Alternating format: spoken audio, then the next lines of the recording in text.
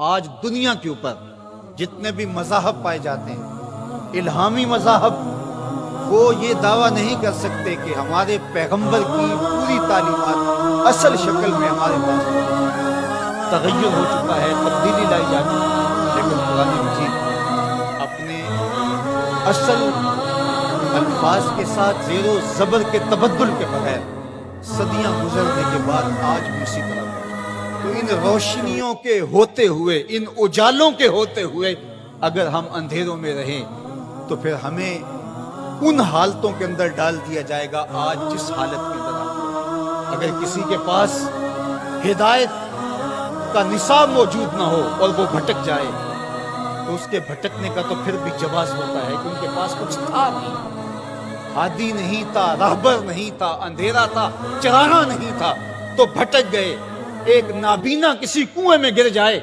تو لوگ اس کو نکالنے کی کوشش کرتے ہیں، اس کو کوستے نہیں ہیں، لیکن ایک امکھیارا کسی کنویں میں گر جائے، کسی گڑھے میں گر جائے تو لوگ اسے نکالنے کی بھی کوشش کرتے ہیں، اسے کوستے بھی ہیں۔ تیری آنکھیں نہیں تھی، تجھے اللہ نے چراغاں نہیں دیا تھا، تو پھر بھی گرا ہے۔ یار اگر کوئی اور گمراہ ہو جاتا ہے، اندھیروں میں بھٹک جاتا ہے تو اس کی بات نہیں ہے، حضور کا غلام ہو اندھیروں میں چلا جائے، اس لیے کہ تمہارے پاس قرآن موجود ہے، تمہارے پاس ہدایت کا چراغاں موجود ہے۔ اس کتاب کے ہوتے ہوئے تم کس طرح اندھیرے میں ڈوب سکتے ہو، کس طرح ظلمتوں کے سوداگر بن سکتے ہو، کس طرح تم فرقہ فرقہ ہو سکتے ہو، کس طرح تم تشدد اور تفریق کا شکار ہو سکتے ہو، کس طرح تم گروہ بندی کا شکار ہو سکتے ہو جب تمہارے پاس اللہ کی کتاب موجود ہے۔ اس کتاب سے جڑنے والے ہدایت کی راہوں کے مسافر ہیں۔ اقبال نے جب شکوے کی زبان کھولی تو لہجہ بہت تلخ ہو گیا۔ اقبال پھوٹ پھوٹ کے رو رہا ہے، اپنے رب سے شکایت کر رہا ہے۔ صفائے دہر سے باطل کو مٹایا ہم نے، نوع انسانی کو غلامی سے چھڑایا ہم نے، تیرے کعبے کو جبینوں سے بسایا ہم نے، تیرے قرآن کو سینوں سے لگایا ہم نے، پھر بھی ہم سے گلا ہے کہ وفادار نہیں، ہم وفادار نہیں، تو بھی تو کردار۔ کہا کہ مالک ہم نے کیا کیا نہیں کیا، جنگوں کی مصیبتیں سہی، تکلیفوں سے گزرے، اذیتیں سہی، تیرے نام پہ تلوار اٹھائی، جنگ و جدل کے بازار گرم ہوئے، ہم نے جگر پارے دیے شہادت کے لیے، لیکن آج وہی امت در در رسوا ہو رہی ہے، اسی امت کو کاٹا جا رہا ہے، اسی امت کے بچے ذبح کیے جا رہے ہیں، آج گلی گلی کشکول لیے ہم گھوم رہے ہیں، مالک ہمارے ساتھ یہ کیا ہو گیا؟ جواب آیا تو سارا نشہ اتر گیا۔ جواب انہی لفظوں میں ایسے سیغہ بدلتا ہے، آواز آئی صفائے دہر سے، باطل کو مٹایا کس نے،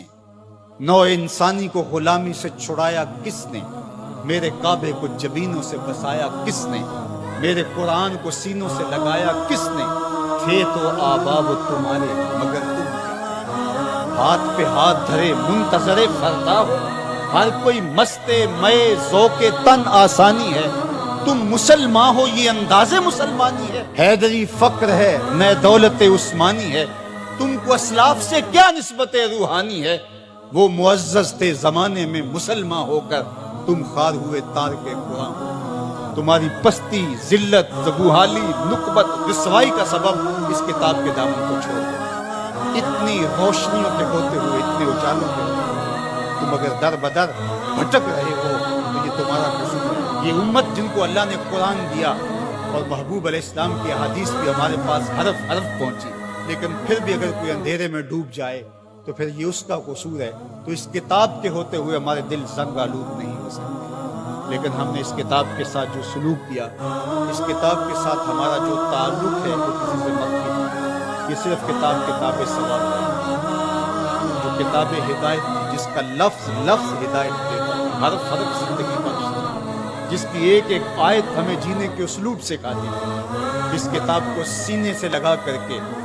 اور اپنے پیغمبر کی راہوں پہ چل کے ہم پوری دنیا کو اصول و ضوابط دینے تھے اور ان کو جینے کے ڈھب سے کھانے تھے۔ کنتم خیر امت اخرجت للناس،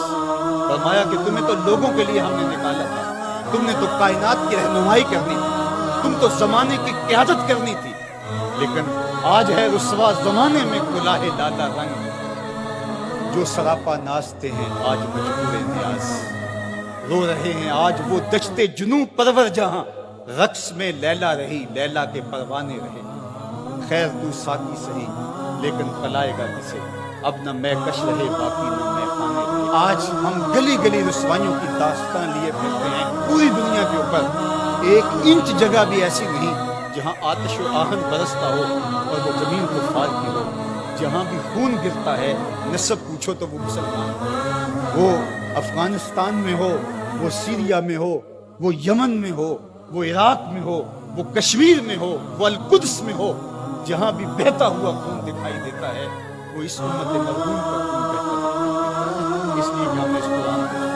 یہ ہمارے اعمال کی سزا ہے، ہمارے اعمال کی سزا ہے کہ آج دشمن کو ہمارے اوپر مسلط ہے اور ہمیں رسوائی اور ذلت کے قارئ مسلط بھی ڈالتے۔ لیکن افسوس یہ ہے